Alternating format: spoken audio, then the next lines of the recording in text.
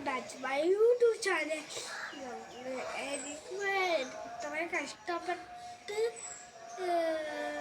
എനിക്കൊരു like button വേറെ ചെയ്യണേ. സബ്സ്ക്രൈബ് ബെൽ ബട്ടൺ നമുക്ക് വീഡിയോട്ട് പോവാം. ഡ്രസ് കണ്ടോ നിങ്ങൾക്ക് മനസ്സിലായി കാണും. ഞാൻ എവിടെയോ പോകുന്നത് കൂട്ടുകാരെ, ഇന്ന് ശിവരാത്രിയാ. നമുക്ക് അമ്പലത്തിൽ പോവാം. നമ്മള് ഈ ശിവക്ഷേത്രത്തിലാണ് വന്നത്. ഇത് ഞങ്ങളുടെ വീട്ടിൻ്റെ അടുത്തുള്ള ശിവക്ഷേത്രം.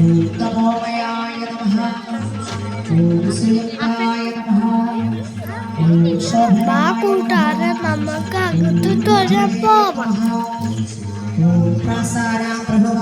ഗായ്സ്, എന്തോ തിരക്കായി ഇവിടെ.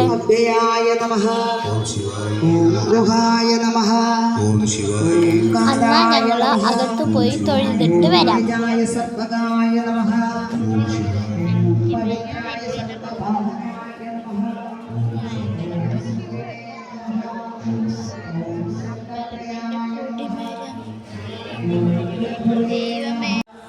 കൂട്ടുകാരെ, അമ്പലത്തിൻ്റെ ഒരു സൈഡിൽ മൃത്യുഞ്ജയ ഹോമം നടക്കുകയാണ്. നമുക്ക് അത് കാണാൻ സാധിക്കും. കൂട്ടുകാരെ, എൻ്റെ വെല്ലമ്മച്ചിയാണ് ഇവിടെ നാമം ചൊല്ലുന്നത്. കൂട്ടുകാരെ, ഇനി നമുക്കും കൂടി ഇരുന്ന് നാമം ചൊല്ലാം.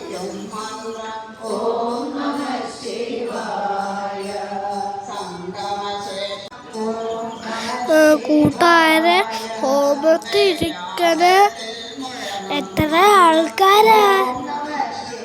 കൂട്ടുകാരെ, ഇനി കുറച്ച് നേരം നമുക്ക് അമ്പലക്കുളത്തിൻ്റെ അടുത്ത് പോയിരിക്കാം.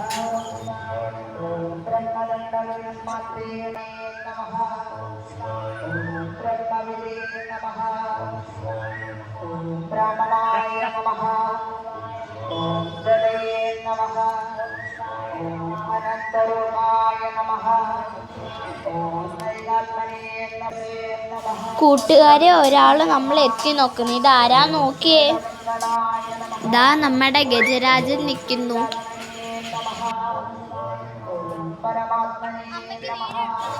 എന്നാ കൂട്ടുകാരെ, നമുക്കതിനെ അടുത്ത് പോയെന്ന് കാണാം.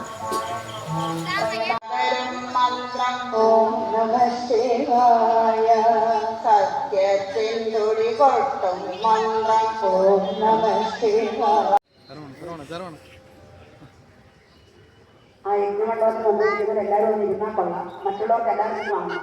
കർപ്പൂരാരതി ഇരിക്കുന്നിടത്ത് നിന്ന് ഇരുന്ന്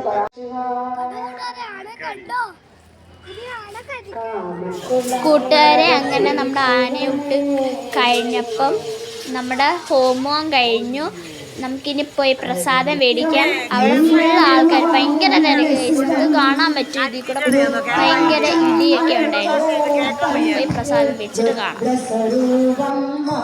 ഞങ്ങളൊരു 10 മിനിറ്റ് അവിടെ കാത്തിരുന്നു. ഭയങ്കര തിരക്കില്ല. ആ തിരക്കൊന്നും ഒഴിയാൻ ഞങ്ങൾ ഒരു 10 മിനിറ്റ് അവിടെ കാത്തിരുന്നു.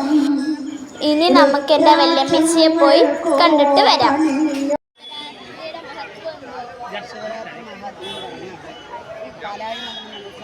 അതായത് അമൃതെടുക്കാൻ ദേവന്മാരെല്ലാം ഇങ്ങനെ മരിച്ചവർക്ക് ജരാനരകൾ വന്നു പ്രായം ചെയ്യണം. അത് കാണാൻ വേണ്ടിയിട്ട് പാലാഴി കടഞ്ഞ് അതിൽ അമൃതെടുത്ത് സേവിച്ചാൽ അവർക്ക് മരണമില്ല. അതിന് വേണ്ടിയിട്ട് പാലാഴി കടയുന്ന സമയത്ത് വാസുകിയുടെ വിഷം വന്നു. അങ്ങനെ ആ വിഷം ഭൂമിയിലേക്ക് വീണാൽ നമ്മളെല്ലാവരും അങ്ങനെ ഭൂമിയിലേക്ക് വീഴാതിരിക്കട്ടെ മഹാദേവൻ അത് കഴിയുന്നതാണ് പിടിക്കുമ്പോൾ ഭഗവാന്റെ സുര താഴേക്കിറങ്ങിയാൽ മഹാദേവൻ ഇല്ലാതാവുന്നു. അന്നേരം അതില്ലാതാവുന്നത് പാർവതി ഭഗവാന്റെ കണ്ടെത്തി വിഷ്ണു ഇങ്ങോട്ട് വരാതിരിക്കാൻ മഹാവിഷ്ണു വാങ്ങുന്നു. അങ്ങനെ എവിടെ ഇത് കണ്ടെത്തി അതുകൊണ്ടാണ് ഭഗവാൻ ആരുന്നില്ല നീലകണ്ഠൻ. അങ്ങനെ ആ നീലകണ്ഠൻ ഭഗവാൻ അങ്ങനെ മോഹാലസ്യം വിഷം വീണു.